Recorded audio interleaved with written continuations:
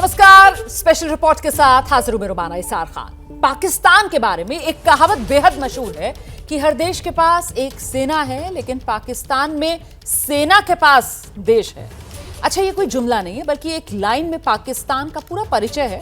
वजूद में आने के बाद से ही पाकिस्तान में फौजी हुक्मरान लोकतंत्र को लहूलुहान करते रहे। पड़ोस के मुल्क में एक बार फिर ऐसे ही हालात हो सकते हैं, लेकिन इस बार सेना नहीं बल्कि शरीफ खानदान में बगावत पाकिस्तान में तख्ता पलट करवा सकती है। मरियम नवाज ने अपने ही चाचा की हुकूमत के खिलाफ मोर्चा खोल दिया है।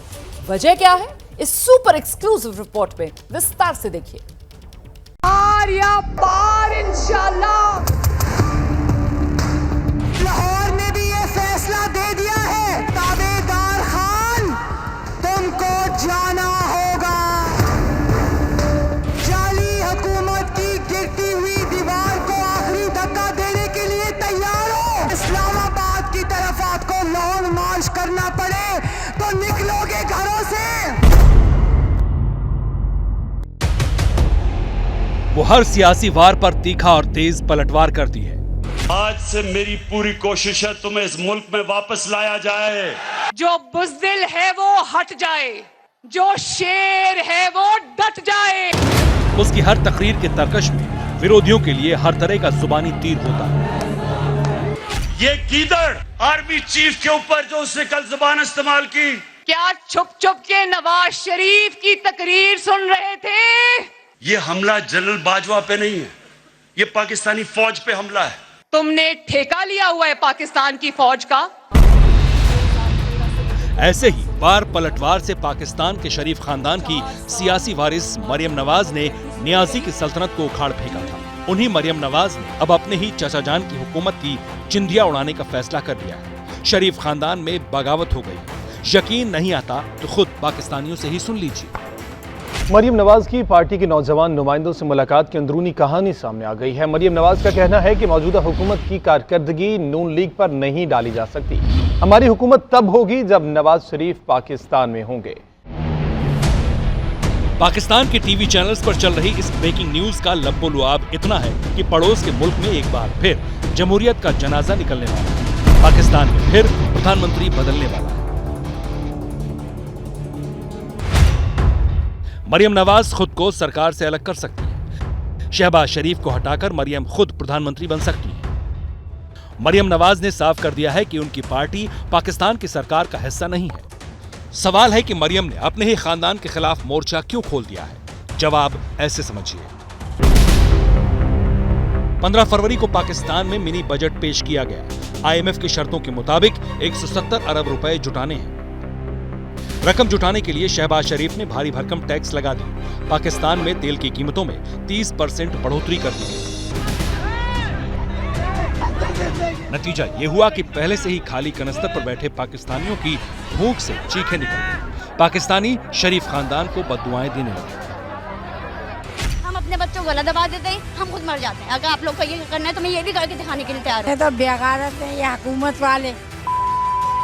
लोग लड़ रहे हैं यार, हमें बीपी हाई हो रहा है हमारा। क्या करें जाके घर पे यार? घर पे जाओ तो बेगम को खर्चा चाहिए ना, बच्चे भूख से तो नहीं बैठ सकते ना रात को यार। खाने भी महंगाई की, ये ऊपर से आए जो आ रहा है, ये पूरे आए, ये PDM बनाई इन्होंने, पूरी फोर्स बनाई कि हम हुकूमत गिराएंगे। अब हुकूमत गिराई इन्होंने, हुकूमत दी इन्होंने, हमें क्या फायदा दिया? जी, आवाम को कफन मिल जाए बहुत बड़ी बात है। मैं आजकल के इस दौर में बोल रहा हूँ। महंगाई और मुफलिसी से पाकिस्तानी इस कदर हलकान हो चुके हैं कि जिक्र छिड़ते ही भुट्टो से लेकर शरीफ खानदान को लानत मलानत भेजने लगते हैं। मरियम नवाज साहिबा आई, उन्होंने बोला मैं महंगाई को पर काबू पाऊंगी और सस्ताई करके दिखाऊंगी। वो बोला पहले अपने मेकअप पे तो काबू पा लो उनसे। आप अभी कह रहे हैं कि भाई मरियम आ गई है, वो मतलब है क्या करने आई है? कौम की तकदीर बदलने। वो तकदीर उसके बाप ने बदल दी है, दादे ने बदल दी है, चाचे ने बदल दिया, अभी बारी मरियम की है। चाहे नवाज शरीफ हो चाहे शहबाज शरीफ हो, सबको कम मरने के बाद कब्र में जाना है। आप खुदा रहे इस मुल्क पे रहम कर लें, आपकी बहुत बहुत नवाजिश होगी नवाज शरीफ साहब। मरियम नवाज साहिबा की आपने बात की, आप उनका प्रोटोकॉल कभी देखें? अभी रिसेंटली वीडियो बड़ी वायरल हुई थी, ना वो किसी मिनिस्ट्री पर हैं, ना उनके पास कोई ऑफिशियल कोई पोस्ट है क्या कहते हैं गवर्नमेंट के अंदर, मगर उनके लिए आप इतना प्रोटोकॉल दे रहे हैं। उधर जो आपका पेट्रोल लग रहा है, उधर जो आपके एक्सपेंसेस लग रहे हैं, आपको वो नज़र नहीं आता। सिर्फ अपने हुक्मरानों से इतना कहूँगा, खुदा को माने, मैं हाथ जोड़ के अपील करता हूँ और इल्तिजा करता हूँ खुदारा इस मुल्क को इस हाल पे मत लाए कि इंसान को काट के जीना शुरू कर दे।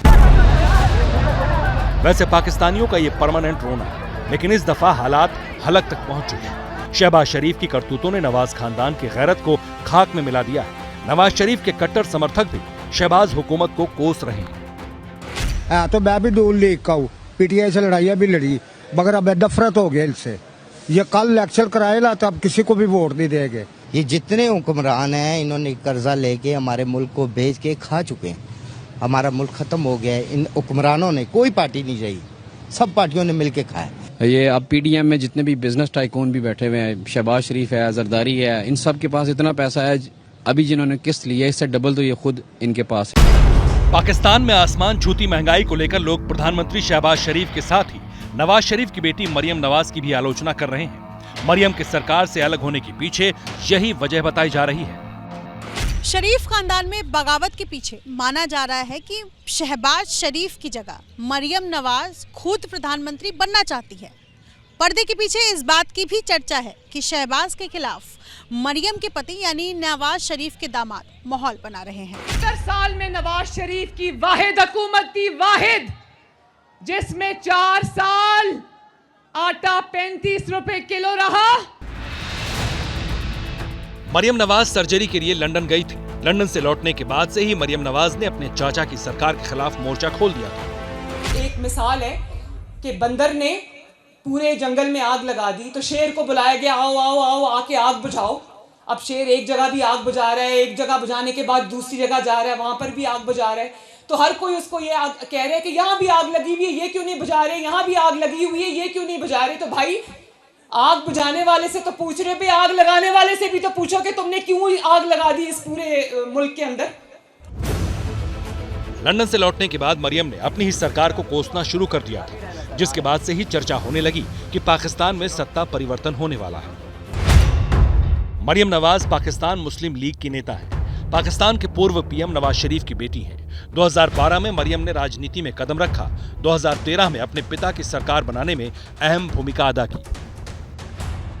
नवाज शरीफ को देश निकाला होने के बाद से ही मरियम नवाज ने शरीफ खानदान की सियासी विरासत को आगे ले जाने का मिशन बना लिया था। पिछले साल अप्रैल में इमरान खान को गद्दी से हटाने के मामले में मरियम नवाज का सबसे बड़ा रोल था। बताती हूँ पाकिस्तान का सबसे बड़ा चूहा कौन है? पाकिस्तान का सबसे बड़ा चूहा जो खा खा कर मोटा हो गया है, उस चूहे का नाम है इमरान खान। पता है क्यों? क्योंकि वो आपका आटा खा गया। ये पाकिस्तान का बल्कि दुनिया का वाहिद चूहा है जो 22 करोड़ लोगों का आटा खा गया।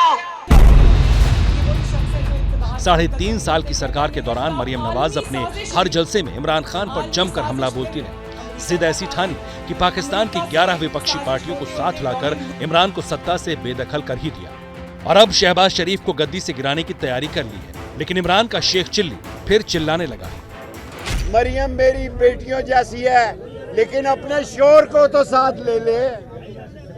आपका खावंद ही आपके साथ नहीं है। आप कहती हैं कि ये मेरी हुकूमत नहीं है, तो कौम को बताओ किसकी हुकूमत है और कौन लाया है।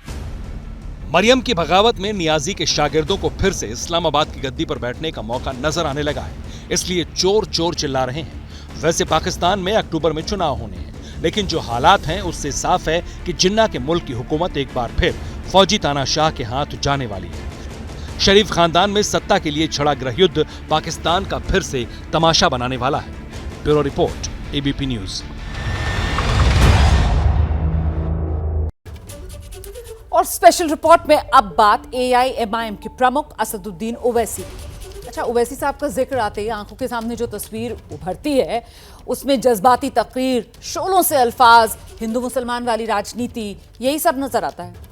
और असदुद्दीन ओवैसी अपने इसी मिशन को आगे बढ़ाने में जुट गए हैं। इस बार रण क्षेत्र बना है राजस्थान, वही राजस्थान जहां साल के आखिर में चुनाव होने हैं। लेकिन ओवैसी ने अभी से सूबे की सियासत में अपने तीखे भाषणों से सरगर्मी बढ़ा दी है। जिन्होंने जुनैद और नसीर को मारा, ये गोडसे की नाजायज औलाद है।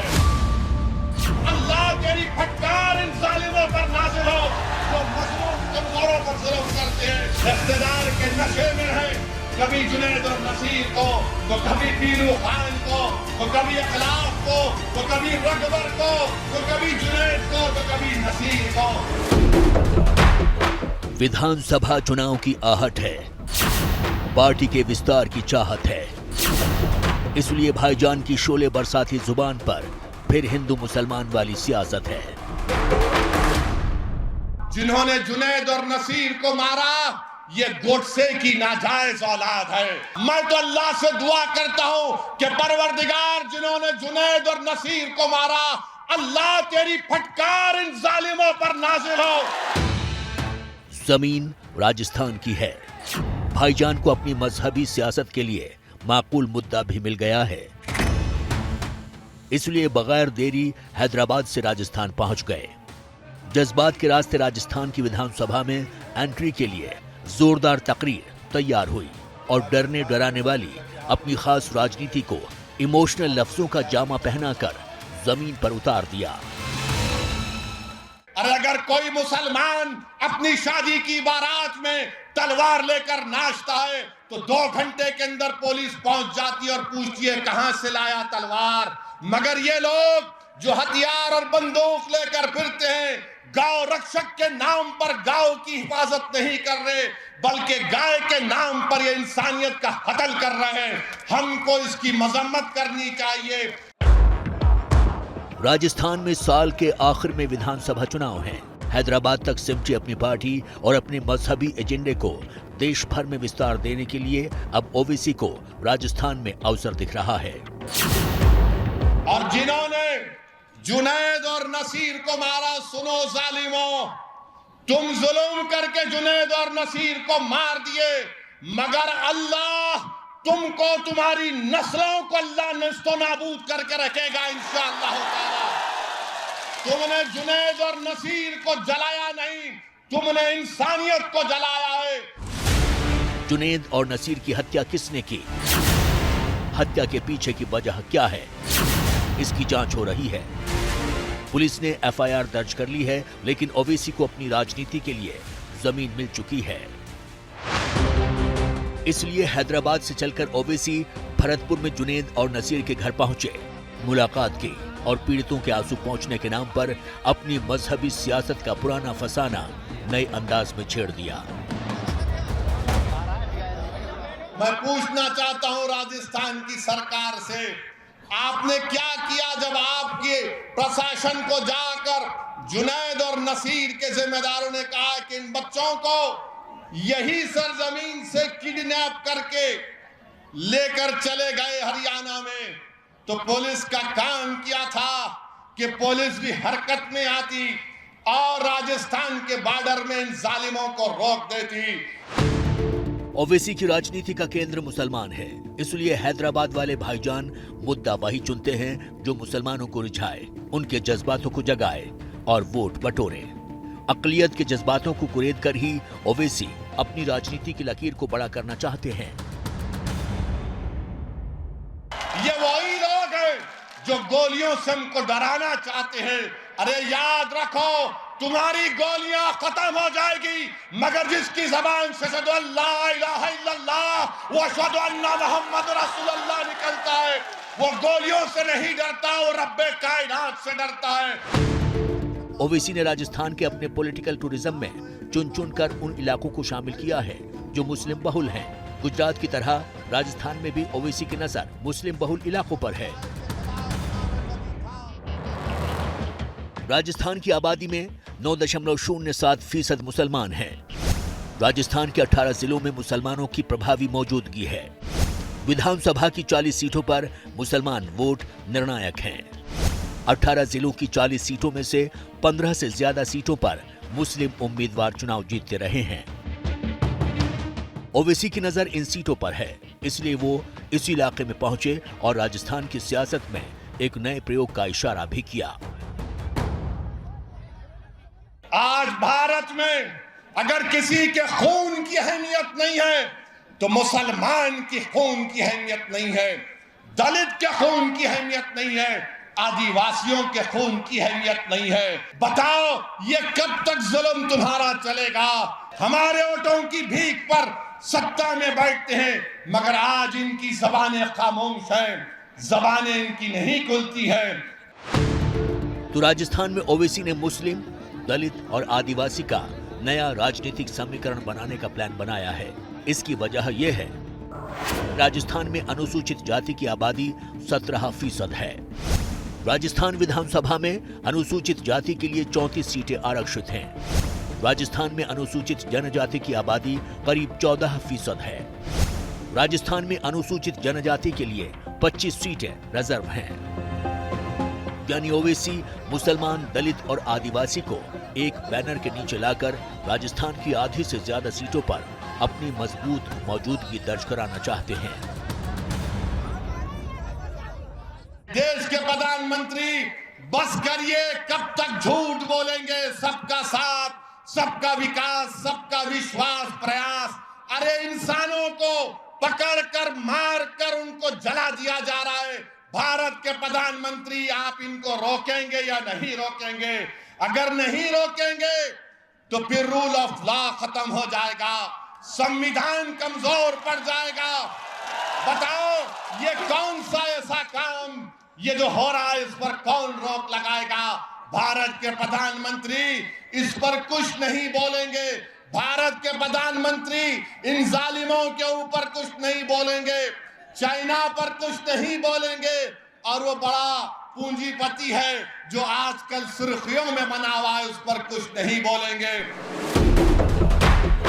खुद को मुसलमानों का राष्ट्रीय नेता प्रोजेक्ट करने की ओवैसी की ये जद्दोजहद पुरानी है।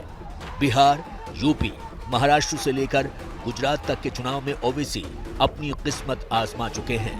हर जगह ओवैसी का एजेंडा एक होता है, भले ही नाम बदल जाते हैं। चुनावी राज्यों में ओवैसी चुन चुनकर वही मुद्दे उठाते हैं जो मुसलमानों को प्रभावित करें। कई राज्यों में ओवैसी ये मंत्र आजमा चुके हैं। अब राजस्थान की बारी है। अभी तो राजस्थान के सियासी अखाड़े में ओवैसी ने पांव रखा है। आने वाले दिनों में राजस्थान में ओवैसी की सियासत के कई रंग और दिखेंगे। जयपुर से मनीष शर्मा के साथ ब्यूरो रिपोर्ट। और अब इस वक्त एक बड़ी खबर मैं आपको बता देती हूं। तुर्की में जो भूकंप आया है, इस भूकंप से जबरदस्त तबाही के बाद इस वक्त दुनिया के ज्यादातर देश तुर्की की मदद के लिए हाथ आगे बढ़ा रहे हैं। और आज अमेरिकी विदेश मंत्री एंटनी ब्लिंकन ने तुर्की के भूकंप प्रभावित इलाकों का हवाई सर्वे किया है। एंटनी ब्लिंकन के साथ तुर्की में अमेरिकी राजदूत जेफ फ्लेक और तुर्की के अधिकारी भी मौजूद रहे। तुर्की में भूकंप से अब तक 46,000 से ज्यादा लोगों की मौत हो चुकी है। हजारों की संख्या में लोग घायल और बेघर हो गए हैं। तो बड़ी तबाही जो भूकंप तुर्की में लेकर आया, और उसी का ये हवाई जायजा लेते हुए आप देख रहे हैं अमेरिकी रक्षा मंत्री, माफ कीजिएगा, अमेरिकी विदेश मंत्री ब्लिंकन को। तो एंटनी ब्लिंकन जिन्होंने हवाई सर्वे किया, और उनके साथ में नजर आ रहे हैं तुर्की में अमेरिकी राजदूत जेफ फ्लेक।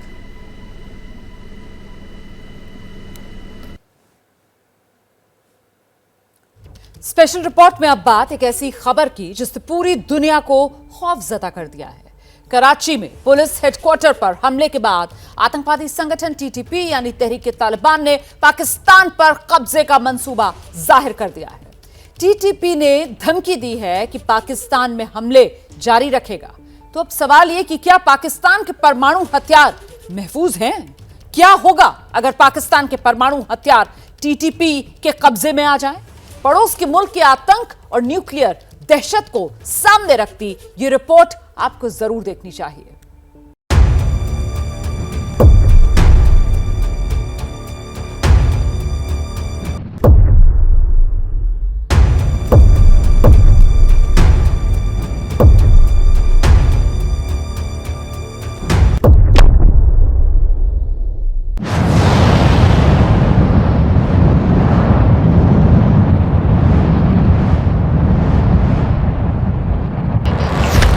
धमाका और सब खत्म। धरती से आकाश तक ही नहीं, पाताल तक तबाही होती है, कुछ नहीं बचता। एक धमाका जिंदगी को सदियों पीछे धकेल देता है। ऐसा ही होता है जब एटम बम का हमला होता है। ऐसा ही होता है जब इंसान का बनाया महाविनाश का बम तबाही मचाता है। सवाल यह है, क्या दुनिया पर न्यूक्लियर अटैक का खतरा बढ़ गया है? क्या पाकिस्तान के एटम बम आतंकियों के हाथ आ सकते हैं? क्या पाकिस्तान के एटम बमों का रिमोट टीटीपी के हाथ है?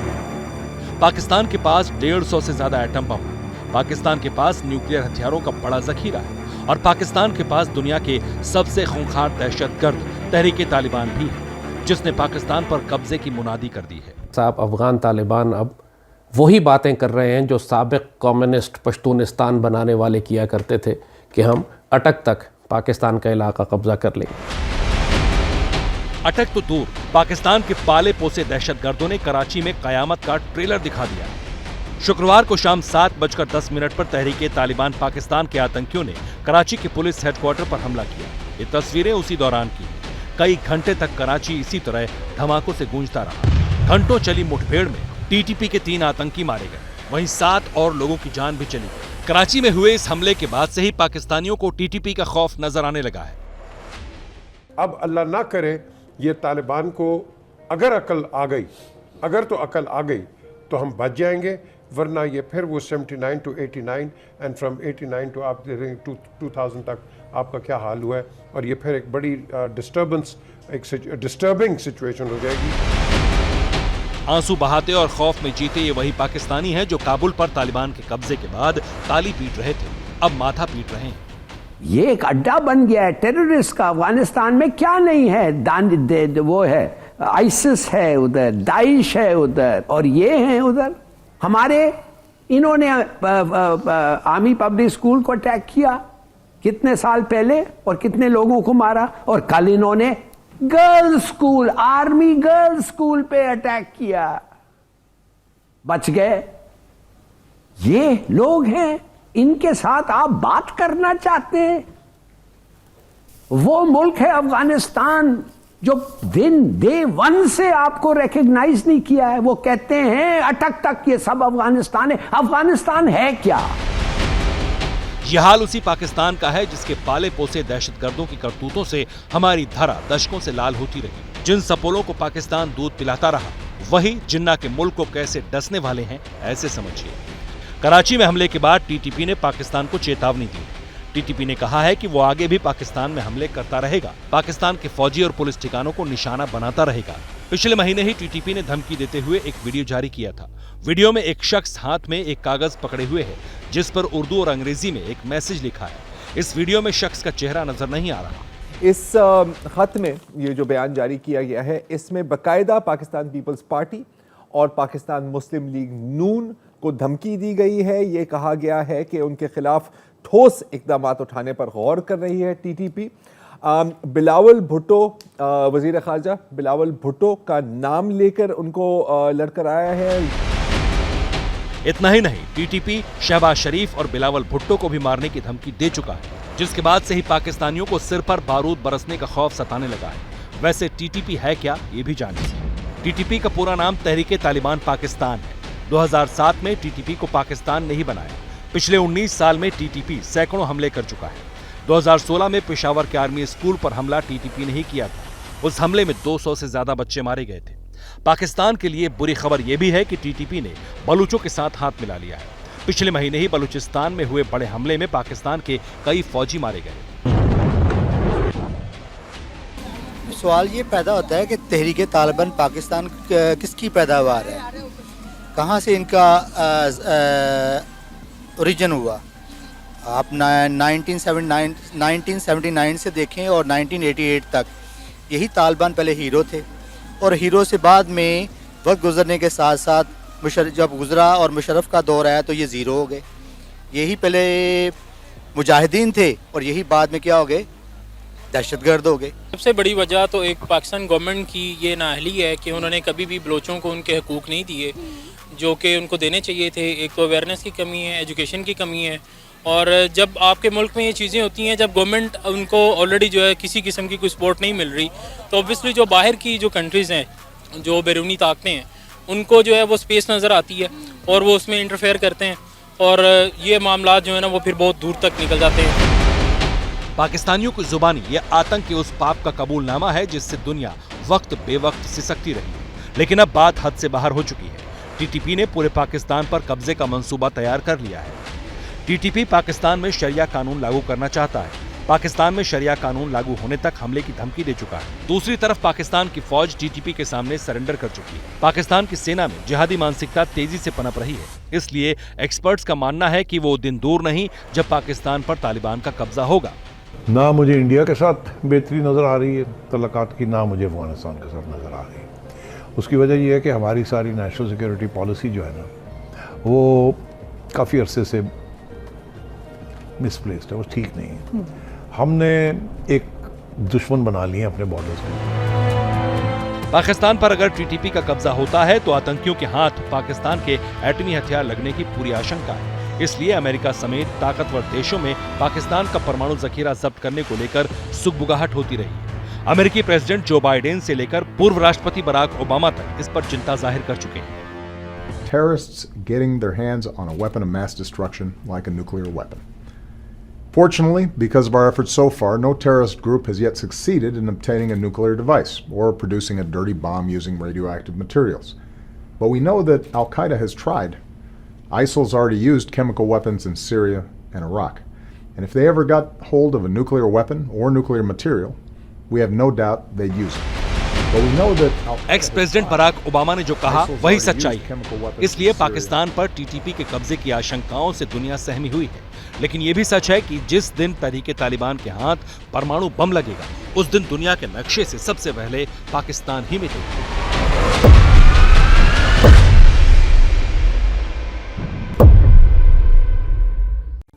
और स्पेशल रिपोर्ट में अब हम आपको उस शहर के बारे में बताने जा रहे हैं जिसे अब तक आपने सिर्फ फिक्शन फिल्मों में देखा होगा।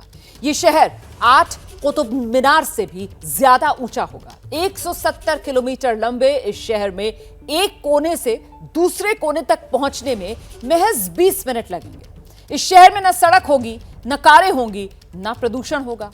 तकनीक और आर्किटेक्ट के बेजोड़ तालमेल से ये शहर सऊदी अरब में बसाया जा रहा है।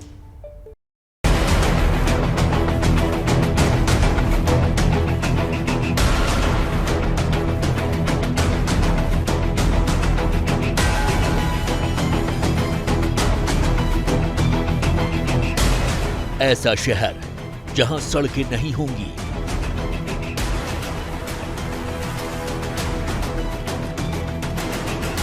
ऐसा शहर जहां कारें नहीं होंगी, ऐसा शहर जहां बेतरतीब इमारतें नहीं होंगी, ऐसा शहर जिसके एक कोने से दूसरे कोने तक पहुंचने में महज 20 मिनट लगेंगे।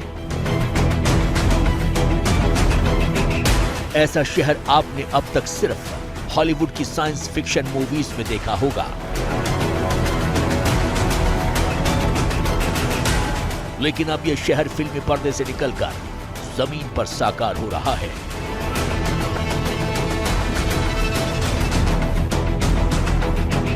इस शहर का नाम है नियोम द लाइन।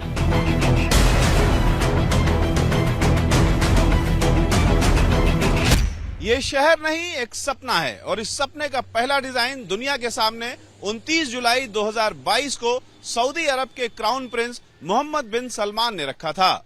ये भविष्य का शहर यूएई के उत्तर पश्चिम कोने में ताबूक प्रांत में बसाया जा रहा है। भविष्य का शहर कहे जाने वाले द लाइन की खासियत ये है कि इस शहर का फैलाव हॉरिजॉन्टल यानी जमीन पर नहीं होगा। ये शहर वर्टिकल यानी आसमान में बसेगा। इस शहर की चौड़ाई महज 200 मीटर होगी और इसकी लंबाई 170 किलोमीटर। भविष्य के इस शहर की सबसे बड़ी खूबी इसकी ऊंचाई होगी। इसकी ऊंचाई 500 मीटर रहेगी। वर्टिकल सिटी 8 कुतुब मीनार जितनी ऊंचाई वाली होगी। ये शहर एफिल टावर से भी ऊंचा होगा। ये एक शहर बेल्जियम के बराबर होगा। शहर का क्षेत्रफल न्यूयॉर्क से 33 गुना बड़ा होगा। 200 मीटर चौड़ाई में सीधी रेखा में बनने वाले इस द लाइन सिटी की बाहरी दीवारें मिरर फेस्ड होंगी। द लाइन सिटी को भविष्य का शहर इसलिए कहा जा रहा है क्योंकि इसमें साइंस और आर्किटेक्ट का करिश्माई तालमेल दिखेगा।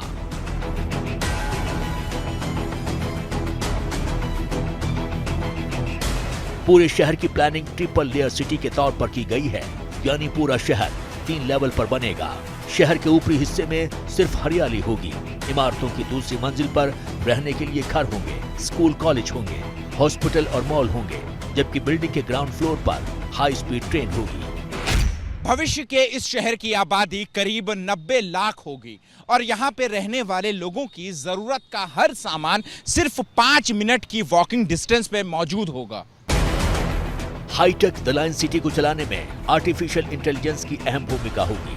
शहर में सड़कें और कारें नहीं होंगी, इसलिए यहाँ चलने के लिए ड्रोन टैक्सी होगी। जुरासिक पार्क जैसी फिल्मों में जो बड़े बड़े अम्यूजमेंट पार्क दिखते हैं, वैसे ही amusement park the line city को 4 चांद लगाएंगे। इतना ही नहीं, इस शहर का अपना आर्टिफिशियल चांद भी होगा। और अब एबीपी न्यूज पर मुझे इजाजत दीजिए। क्या मजबूरी है मेरी, बताइए। मैं अभी आपको बताती हूँ कि मैंने ओए होए होए होए, नमकीन के चटकारे लेते हुए टकटकी मार के डिबेट शो को पॉज रिपीट कर कर के देख रहे हैं जोगिंदर जी। इनकी तरह आप भी देखें अपनी फेवरेट डिबेट्स को रिपीट कर और डाउनलोड कीजिए एबीपी लाइव ऐप अपने स्मार्ट टीवी पर।